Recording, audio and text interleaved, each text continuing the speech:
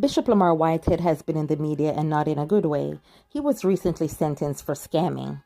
Bishop Lamar Whitehead was born on April 30th in 1978 in Brooklyn, New York. He said his father was Arthur Miller, who died in police custody following a traffic stop when he was 6 weeks old. The police officer did a chokehold with his baton that was fatal. But it turned out that Arthur was not Lamar's father, according to Arthur Miller's family. Arthur's widow revealed that her and Arthur had 4 children. They were between the ages of 8 and 16. Arthur's daughter Lolisa talked to the New York Daily News and told them that Lamar contacted her and introduced himself as her half-brother, and he was asking about a settlement that the family had received due to the wrongful death of her father. She said Lamar asked for some money so he could purchase a Toyota Camry. Since Lolisa wasn't sure if her father was Lamar's father, she asked him to take a DNA test to prove it, and Lamar hung up on her. Following high school, Lamar got an athletic scholarship offer from Shaw University and Farmingdale University before studying accounting and videography at Eastern New Mexico University. After he returned to New York, he began a career as a mortgage broker.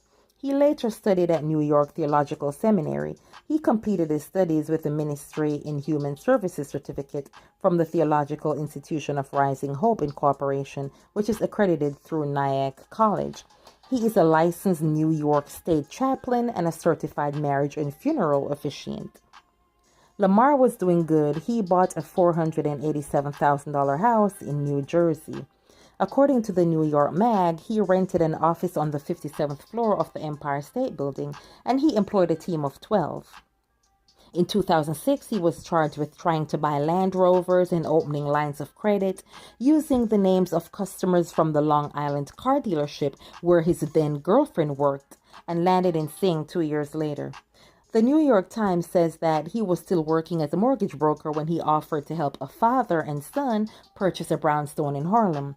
He closed the deal, then he reached out to the man privately. He allegedly told the man that if he gives him $200,000, he can pay him back in a month and he would throw in an extra $25,000. The man took out a line of credit on his house and gave it to Lamar. Lamar Whitehead filed for bankruptcy in 2006, and that man lost his $200,000. The man later took the issue to court and he received a judgment of $306,000.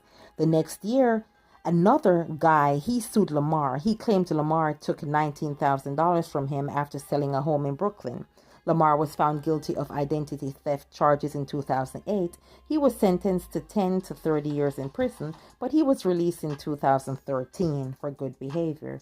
After he was released in 2013, he founded Leaders of Tomorrow International Ministries and got himself consecrated as a bishop in the Lord's Church 3 years later at a Baptist parish in Brooklyn. He insisted that this was not a prison conversion story. He first ordained as a minister before he went upstate and maintained he was illegally convicted. According to the New York Times, Lamar would pick up a stack of empty envelopes at the end of his sermon and invited them to sow into the ministry. He allegedly started requesting $500 to $1,000, and if he didn't get that, he would lower the amount. According to Bishop Lamar, he was not making any money from the church. He became acquainted with Eric Adams, who was a New York State Senator. He became Lamar's mentor, and he told the New York Mag that they bonded over the story of Lamar's father. Eric was elected as Brooklyn Bureau President in 2013. Lamar appeared at a number of events with Eric. Eric introduced Lamar at a concert as his good friend and good brother. Eric gave Lamar's mother an honorary citation, and he gave Lamar's cousin, Foxy Brown, the key to Brooklyn. Eric decided to continue to support Lamar despite his criminal history. He compared Lamar's arrest to his own arrest as a teenager. Lamar became more popular and he did interviews talking about his life, and he would mention Arthur Miller, the man he claimed as his father. Arthur's daughter Lolisa contacted a local TV station that was said to air a story about Lamar and her father. She told the New York Mag that she told the station she was not in agreement with the story, and it appeared word got back to Lamar. Lolisa said Lamar called her and allegedly said that he was going to F her up. Lamar denied this ever happened. Lolisa said she received a call from Eric Adams, and Eric promised to support the foundation her family was about to start in her father's honor, and he allegedly promised to present her mother with a proclamation. He gave her his cell phone number and told her she could contact him anytime. She said Eric never followed up with her. Lamar became consecrated as a bishop in 2016. That same year, the New York Post reported that he'd been touting non-existent initiatives with the Brooklyn DA's office, the NYPD, and the Brooklyn Chamber of Commerce. The publication alleges that Lamar used his relationship with Adams to bring recognition to his youth mentorship program. It alleges that he was raising funds for the program before he legally registered it as a business.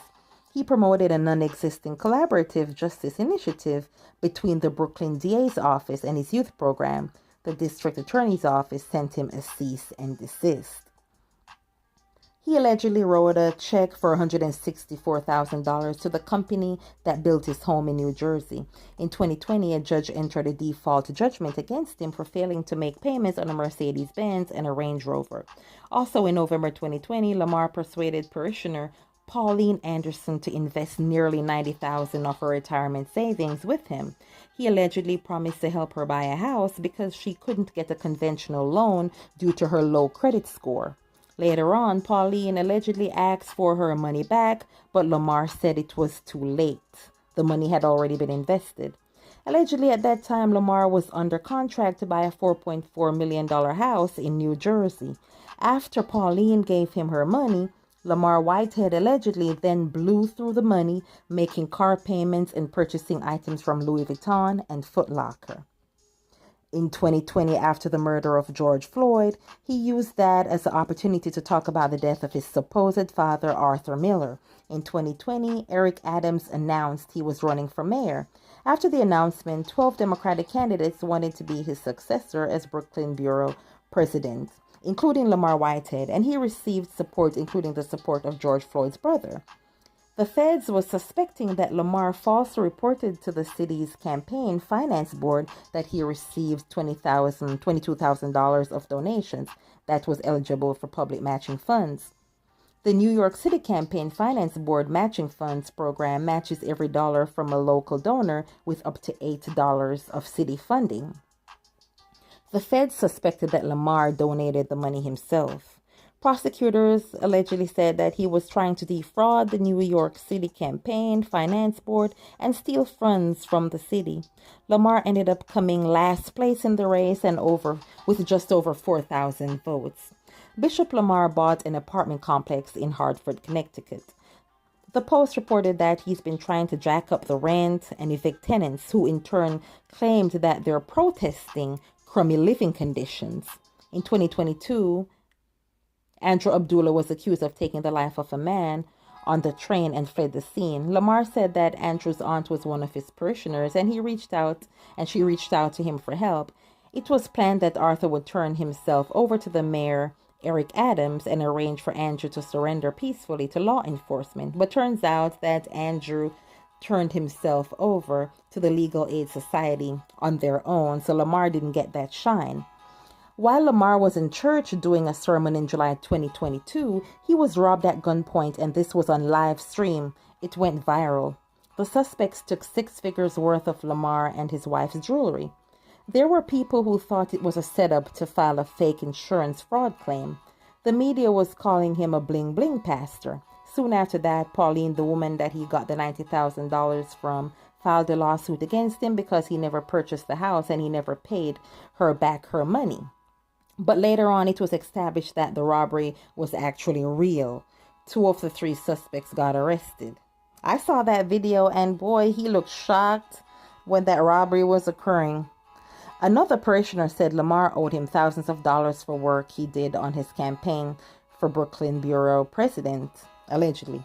According to USA Today, in March, Lamar was convicted of 2 counts of wire fraud, 1 count of attempted wire fraud, and 1 count of attempted extortion, according to the U.S. Attorney's Office for the Southern District of New York. He was also found guilty of one count of making false statements to federal law enforcement agents. He was sentenced on Monday, June 17, to 9 years in prison for financial fraud schemes that included stealing thousands from his parishioner and trying to extort a businessman, the prosecutor said. In addition to Lamar's prison sentence, prosecutors said he was sentenced to 3 years of supervised release and ordered to pay $85,000 in restitution and forfeit $95,000. Bishop Lamar Whitehead's story is so wild. When he gets out, will he make a change for the better? Who knows? Talk to you guys later.